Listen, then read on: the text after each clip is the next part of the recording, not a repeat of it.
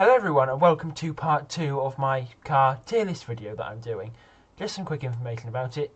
I'm ranking the cars that people put in the comments, so the cars that I'm going to be putting in this video were from the comments of the last video. The cars you see here were from in the comments in a community post, and if you want to see some cars, put it in as a comment, and as many cars as you like, as many comments as you like, and I'll put them in. And again, if it looks a bit zoomed in, it's because there's ads everywhere and it's annoying, so I've zoomed it in. Now, before we get to the actual ranking the new cars, I have some alterations I want to make. I learnt a bit more about the Lincoln. I'm going to put it down a bit. I'm going to put the DeLorean up. It's not a good car, but it's growing on me, especially the way it looks, and it's very iconic anyway.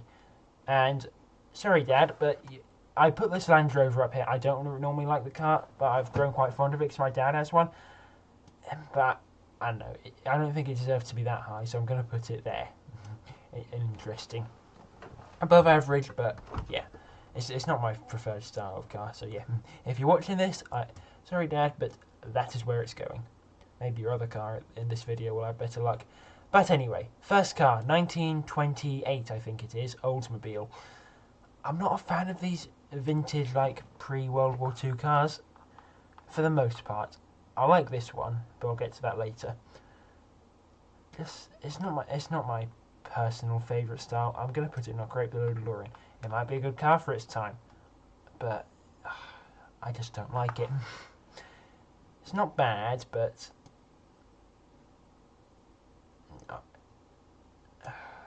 no, I'm going to put it there. I really, really don't like it. I'm sorry if you like that sort of thing, but I really, really don't. It's not my thing. Now, next car, Ford Capri 3-litre S. I mean, at least I think this is a 3-litre S picture. It was quite confusing trying to find one, because they all look pretty similar, despite my profound ability to tell these sorts of things apart. But, I mean, I liked the Capri anyway, but, as it was in the last episode of the Grand Tour, like last Clarkson, Hammond, May thing, that's made me like it even more. Just a Capri in general, so I'm going to put it in cool, below the Impala, because I liked it anyway. It's just, yeah. Now, next car, looks like a Caterham, not a Caterham. This is actually a kit car my dad used to have. It was called a low-cost BP7. He said it was the only one in existence. I mean, I'm going to believe him because I could barely find any information on it, other than it's quite clearly a Caterham replica. He had this before I was born, so I mean, I don't have any experiences with it, but I do like Caterhams, and this is a lovely spec with the blue and the brown interior. So I'm going to put it above the Austin Healey, behind the Rover. Now, this Koenigsegg Agera, this will be our first car in the dream car category. Now, I love Koenigsegg's. I mean, who doesn't? They're incredible, incredible cars. But I really, really like the Agera and just how sleek it is. I mean, I actually prefer the Agera to the Agera R and Agera RS. I mean, those are incredible cars. I'll probably still go in Dream Car if you want me to rank them. But I just prefer the sleeker, more elegant Agera. And there's just something about it. Probably also because it was in Need for Speed Hot Pursuit 2010 and I grew up with that game, so I'm biased to all the cars in that game. Cars. But yes, and anyway, 1990 to 2010, those are like the golden era of cars for me, so yes. I believe this is a 1932 Packard limousine. I mean, for me, all these old classic vintage cars look the same, so I think it's a 32 Packard limousine though.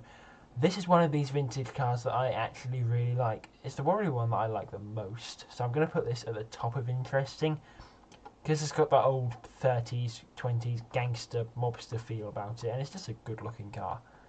I mean, I don't know much about it, but I did some research, and it seemed to be a very good car for the times as well.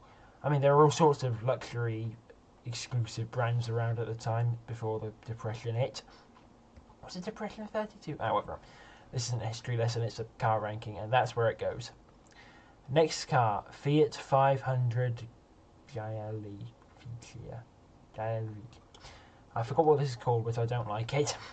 I like the normal original Fiat 500. I see it in the same thing as the original Mini, but this one I think is a bit ugly. So I'm going to put that below the Oldsmobile, because the Oldsmobile looks that way because of the time, but I don't like the Fiat. I've completely forgot what it's called, like the whole name of it. Giallici, I don't know. I do apologise for my mispronunciation of it. Next car, Lamborghini Aventador LP700-4. It's a Lambo, so obviously good marks. That's that name alone. But I don't want to be ranking cars on the name alone, except for the Jensen Interceptor, because that's cool. But I love the way this thing looks. It's probably my favourite generation of the Aventador, except actually I think I might prefer the 50th anniversary edition, and maybe the Ultimate as well. But this is definitely up there. And now, this is the challenging thing. Do I put it above or below the Agera? I'm going to put it a step below the Agera. Only because... No, I'm going to...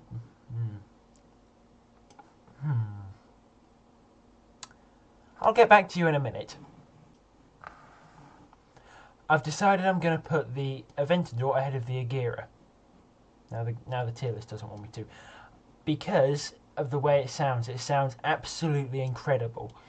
And go ahead of the Agera. You go below the... There we go. Because of the way it sounds. And it has a tendency to shoot flames from the exhaust, and that's cool. Maybe a bit childish, but I mean, it's a Lamborghini. What else do you expect? Next car, Pontiac Firebird. The same one. I mean, funnily enough, it's not the same colour as the one that was in Smokey and the Bandit. That's this other model here, but this one, it is the same model, but it's a different colour now, red. And probably my favourite generation of Trans Am. I've never watched Smokey and the Bandit, but I like the way the car looks. It's not it's not a particularly brilliant car in the same vein as the DeLorean, but I like it more. So I'm going to put it in interesting, below the Land Rover. Now, this next car, Buick Riviera, from a television series called... Actually, I don't think it mentioned a television series, it just mentioned a character. So it may even be a film. But I just searched for that character's car, and it got me this 1973 Buick Riviera. I love the colour. That's a big plus for me. I like a green car if it's done properly. And it's a good looking car. 70s American car design tended to fall off a bit for me. I mean, for most people as well. Especially the engines were even worse though. They massive, up to 7-litre V8s produced less power than... actually, a lot of them probably produced less power than this Packard. This 1932 Packard. This one, though, I think is one of the better ones, and I like it less than the Impala. I'm going to put it at the top of interesting. Right, it's easier to move a car backwards than forwards. I think I've figured that out. Next car, Plymouth Hemi Cuda convertible. Now this is one of my favourite muscle cars of all time, and it's one of them that's translated better into a convertible, to be honest. It just keeps a sort of a clean look as well. I mean, I would have preferred them. I prefer them in purple. I think it's called Plum Crazy, the colour. Like a Cuda in purple is just gorgeous, but the white works too. And again, unless it's from a specific TV show or something, I'm not ranking them by the colour in the picture I've chosen. So, again, it goes up here. Like, I rank the Buick with the colour because it's a certain character's Buick, but this one I'm not ranking because of the colour. Just so you know how my self-applied rules works. I may end up changing my rules constantly because I applied them myself, but it is what it is. This goes in cool. I mean, I even like it more than the Camaro, which is, I said was my favourite Camaro. I'm sort of doubting myself now because my opinions on cars are flip-flopping all over the place. So every time I do a new episode of this, I'll probably just be adjusting cars around as I see fit. I may even adjust them during the video. Right. 1969 Dodge Charger. Also, sometimes my favourite classic muscle car. But do I like it more than the Cuda now? No. Do I like it more than the... I certainly like American Muscle. See, they just move around constantly. I just suddenly decided I like American muscle cars. This one, I mean, again, it suffered from the old American low-powered catalytic converter strangled V8s, so it's definitely not as good as some of the other Firebirds, but I think it's still a pretty nice looking car. I mean, the Karmann Ghia sold from the same problem, suffered from the same problem, but at least this still has a V8, so I'm going to put it above that. Next car, Plymouth Fury, famously in the movie Christine. Also, actually, in the car world, holds the claim to fame, but probably being one of the first true muscle cars. And with that, as I have a thing for American muscle today, I'm going to put that there. I'm going to put that there, actually. This is such a mess. I still can't decide what I'm going to put where. However, I know exactly where I'm going to put this. This is a Pagani Zonda Cinque Roadster. And, oh, try not to show the ads, because I might even get copyright strikes for that.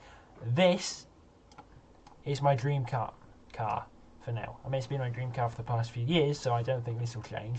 But this is my dream car. I would sell my soul for one. Maybe not that far, but no, I would. It's everything about it for me is perfect. I can't find a flaw with it aside from the price. Otherwise, I'd have one. I'm not prepared to cough up many millions because I don't have many millions. So, yes, I'm probably never going to have one, but it's my dream car. I've got more down-to-earth dream cars, but this is the ultimate one for me. This is probably, what's the word? The saying, like for the forbidden fruit, the one that will get away. But still, it's my dream car. Ahead of even these two monsters. Now, Triumph Stag. Again, a cool name, Stag. Now, I would probably not be too kind to it, as it has a tendency to have a hideously unreliable engine. However, it, like the Capri, was also in the final episode of the Grand Tour, and I really like the colour of it, like the purple of it that it can come in, and it was the only car in that, spoilers, it was the only car in that special not to break down somehow, and I think that earns it as my seal of approval. So I'm going to put that there, ahead of this Rover, behind this Rover, and this, yeah. But that's where it goes. Maybe a bit of a shorter episode today because there's less cars, but I mean, the length of the episode is determined by how many cars we've got. But yeah, just comment if you want to see your car, anyone else's car, dream car you don't like, like PT Cruiser or something. And yeah, have a great day or night or evening or whatever you're having wherever you're at. I'll see you next time. Goodbye.